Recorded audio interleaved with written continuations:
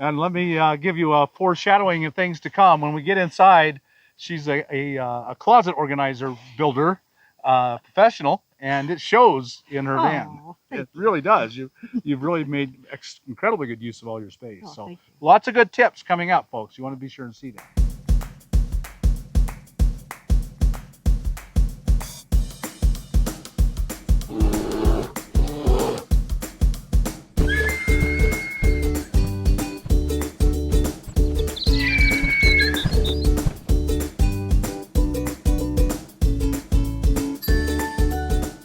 Hi everyone, welcome back to my next video. Today we're going to meet Diane. Hi Diane. Hello. Welcome to the channel. Thank you very much. And you are in a really nice Transit, high top Transit, really beautiful inside.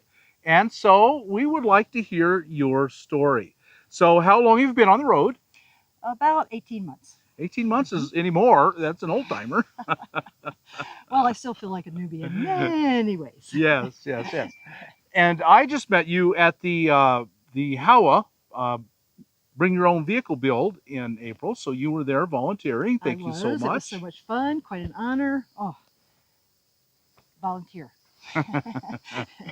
And you got to meet a lot of people, make new friends. I did. It was just wonderful. Stayed out in the camp, and that was a very good experience. A great community. There's something going on every night, game night, potlucks, come up for a baked potato night, just really made to feel welcome. In the evening, I kind of felt like I was home, walking my dog around the neighborhood, right? And so to speak. So it was very fun. The whole month of April, really a lot of fun. Yeah, and you were a lead on one of the builds, on several of the builds. I was, and it was so much fun. I thought I was only going to get to work 1 week, and I was asked back for 2 weeks, and the second week just as fun as the first, and got to get out my tools. You know, I love to do that stuff. Yeah, well, that's good. So you must have, your work history must have some of the trades in it, work of some kind? It does. For 20 years, my husband and I co-owned a closet design company. So we designed closet systems, and we also did final trim in houses, like custom shower doors, mirrors, doorknobs, door stops, towel bars. I love to do it. It was a passion, and so it's certainly, a lot of that is reflected in my van. Right. And let me give you a foreshadowing of things to come. When we get inside, she's a closet organizer, builder, professional, and it shows in her van. It really does. You've really made incredibly good use of all your space. So lots of good tips coming up, folks. You want to be sure and see that. So how did you go from 20 years as a businesswoman with your husband and owning a business on closet organizing into living in a van?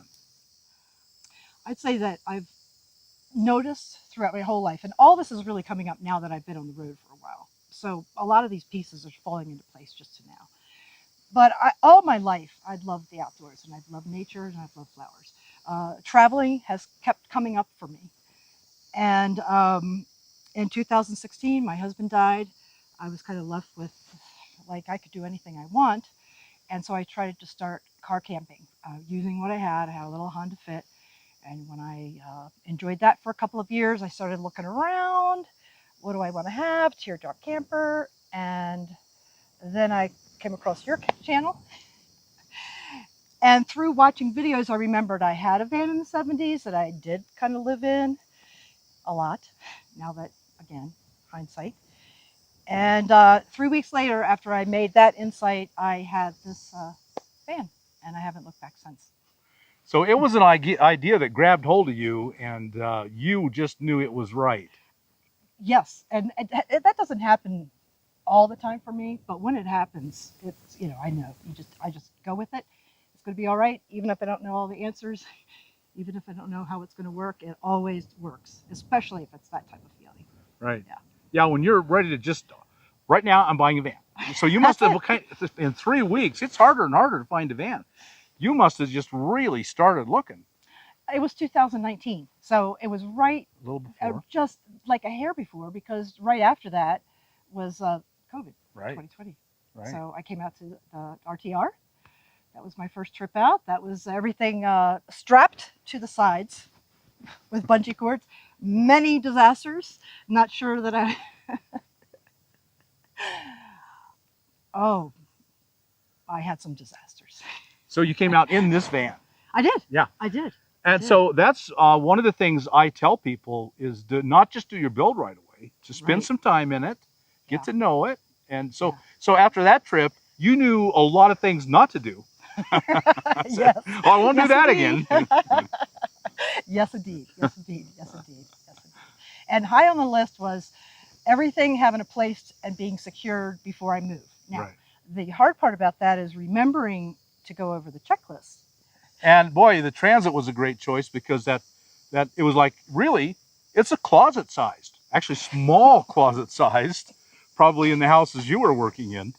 You know, when I was actually designing closets, there were many closets that I went into that I did think, you know, how could I live in here? We designed closet systems on East Coast of Maryland, Delaware. I mean, big, huge mansions, and some of those closets. Yeah, I definitely, I could probably even put an apartment. And also we had two 14-foot cube fans. And many times because we lived in a hurricane area, we were always saying, well, you know, we could always set up an apartment in the two cube fans. So it's always been like a recurring type of thing. I don't know, playhouses when I was a kid, ending up under a tree. You know, oh, can I make something out a nest out of this? Right. Well, you and I are old enough to remember when kids were feral. Mom's great joy in life was go out and play, and all the kids in the neighborhood were out there just everywhere. From breakfast till dinner, and then all night long, kick the can. Yeah, yeah. And so being that connected to nature, being outside, you didn't have those fears that so many younger people are raised with today. Yeah, and you know, when we were raising our kids, one of the reasons we purposely moved to the beach was so that they could run as feral as kids could in the 80s and 90s. Right. Right. So you did that with your kids as well. We did that with our kids. You know, we lived right to the beach. We knew we weren't going to be able to go on any vacation, so we lived in a vacation town. My husband played music. We went to the beach every week with our whole community. You know, our kids, they don't live there anymore. They moved out as soon as they could. A lot of kids do that. But it was a great place to grow up. To raise kids. And yeah, it really was. Cool. Really very cool. Yeah. So after about 19 months of doing this now, any regrets? What do you think? No. I'm just looking forward to what's next. Every week, something new, some new opportunity comes up. I'm out here looking for stories, and I'm finding a lot of them. Well, now that you say that, you have a YouTube channel. I do have a YouTube channel. So tell everyone your YouTube channel. Everyone go check this out. Oh, thank you very much. My channel is called Cultivate Life with the dot on the end, because that will take you right to my YouTube channel. And on there, I am, they are travel videos just because I'm traveling.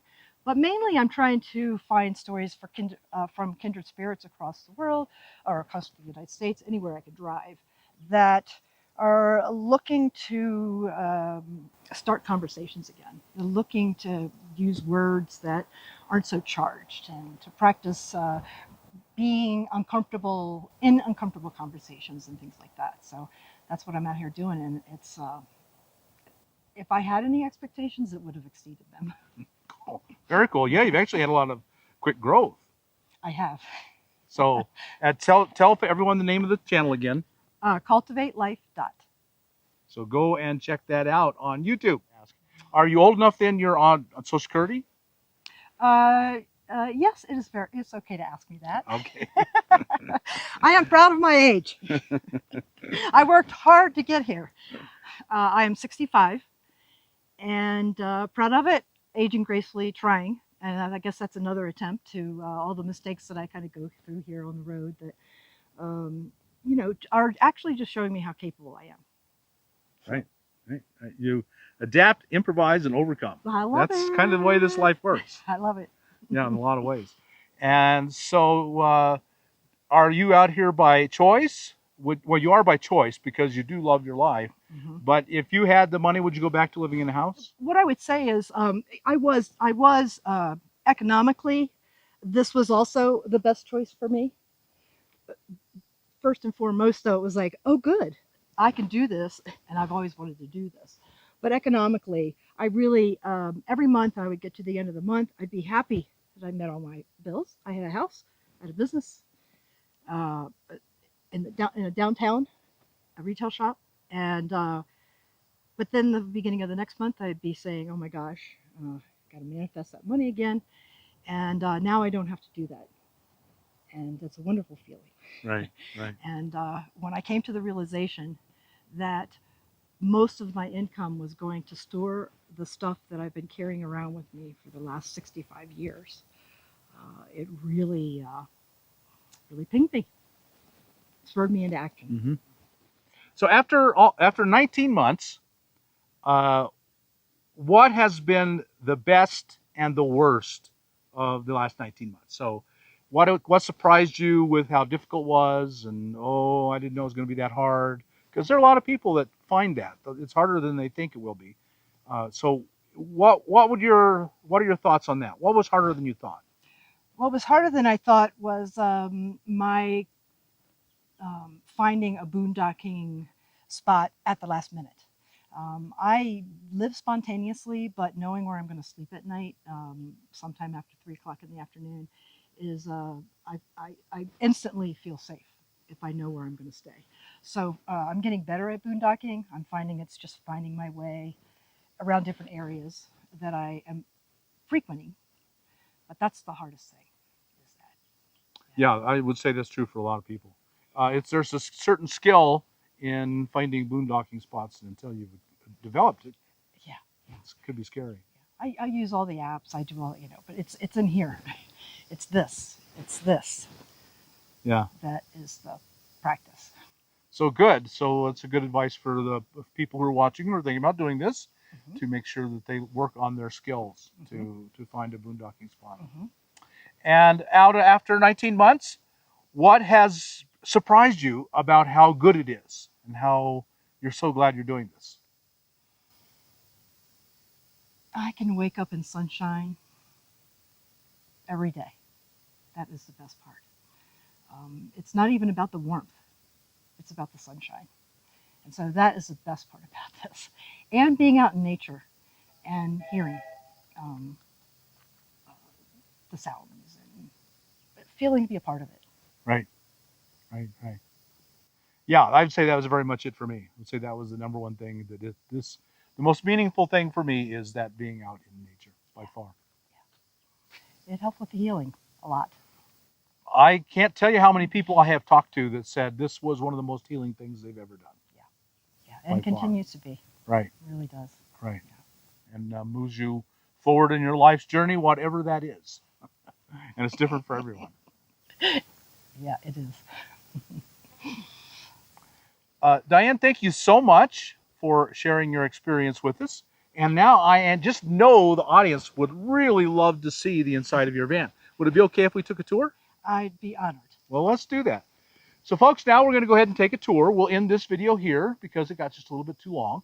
And then, so you come back right away and watch the next video, which will be the tour of Diane's van. I think you're going to be really, really glad that you did. So come on back. Let's go take a look. All right.